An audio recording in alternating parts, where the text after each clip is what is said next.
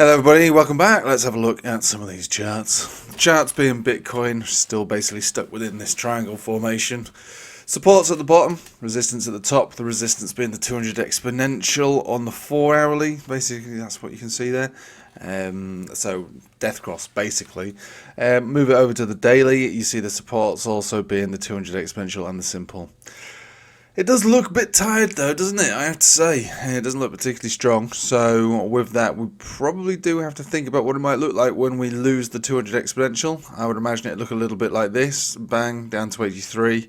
And then probably even from there, go down. Not to say that I don't think this will hold. You know, until we see it break, you expect it to hold. But if it were to break, kapow, 72. We'll see what it looks like when we get down there. But at the moment, we're still within the triangle. So with that comes all expectations that the triangle can offer us another support like it's done 1, 2 and possibly a third one around here. Don't get your hopes up, but that's what, you know, at the moment until supports break, supports hold. That is the deal.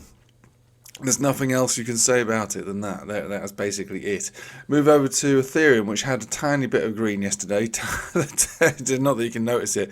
It was up versus its Bitcoin pair for about 50 seconds or something like that. Short-lived. It didn't last very long, but it was there. And now it's basically sort of fannying around down below all moving averages on the 4 hourly. Obviously, if you can move it over to the daily, you're below all moving averages. Also, you do have the bullish divergence, though, that was brewing on this. And if we take ourselves over to the daily for the Ethereum to Bitcoin pair, this is where all expectations continue to point in a bullish way, because we have bullish divergence on the daily, we've got bullish divergence on the weekly. I can't remember if it's got it on the monthly. Yeah, it got it on the monthly money flow index, but not on the RSI. Move it back down to the 4 hourly. There was your move actually. Yeah, that was it. Yesterday moved right up into the resistance. Okay, moved into the resistance. Trending above most moving averages on the short-term time frame here, so we might have another attempt to move back up again at 0.025, back up to 0.026, and maybe even 0.027. Incremental moves on the way up if you're going to get it. But this is pretty poor-looking chart. Obviously, we all know that. It hasn't seen anything special since the peak over here, which was effectively the last bull market peak. This is the monthly chart. I've been sort of shaving off sats ever since, really. Look, it could turn and bounce from here. Honestly, it really could. There's divergence across the board in all the time frames. But is the market a suitable environment for that, really? Because, you know, we've seen major stocks look like a larger consolidation could take place. That doesn't mean that it happens immediately. You could easily get a bounce.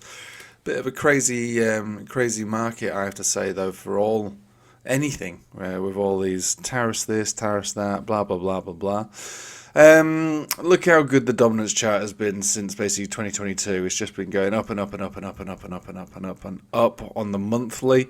I don't really look at this chart as much anymore because I just recognise it as an extremely bullish chart. I don't really know how useful it is to dictate whether or not we're going to get a move on it. The total 2 basically breaking down here on the weekly, so a big rejection on the 20 weekly, the 10 exponential as well. And with that, you could anticipate even further downside, and I don't see why you wouldn't really, but based on this chart. We don't have a death cross yet. We could turn around from this trend line, this 109, but you know, we're, again, splitting hairs is what we're doing. If you're looking for this to turn around and shoot back up, elements of hopium, I suppose, is what you'd overlay onto this chart to expect anything other than the continuation of this particular trend. The crypto summit thing, whatever you want to call it, was not. It wasn't what everyone thought it was going to be. Well, I mean, it was just people talking. That's what I thought it was going to be, to be fair. But there wasn't really any even real bullish implications of it, potentially. Not from an immediate perspective. So we're just set with the charts. I think the only positive that we've got out of that summit is that it didn't dump to hell immediately after.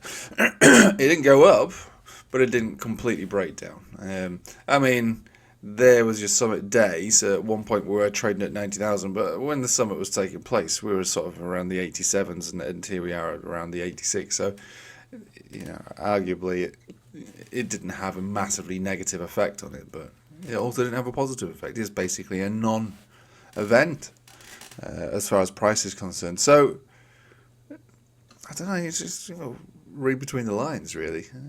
Sometimes you do see mega dumps on the back of these things, and you didn't really get one. Is it going to be a slow bleed? Could be. One thing I would say, though, interestingly, is that I don't know if you've ever looked at the majority of the ETF money that came into Ethereum, but most of it came in around these prices, around November. All the inflows generally came in around here. This was the largest amount of inflows. So the general price was around about these, the low 2000s, really. So here we are again. So, you're looking for this to perhaps maybe turn around, just based on the idea that, maybe that price kind of holds. But I would have expected Ethereum to have held around 2008, 2004 at the lowest. So to see it come down to these levels, it's not quite got to my cutoff point, 2001. If you start to go down and close below 2001, I think that's it. So time for a bit of hibernation from crypto, really, and maybe hibernation from most markets. To be fair, preserve some capital, wait for an easier setup, really.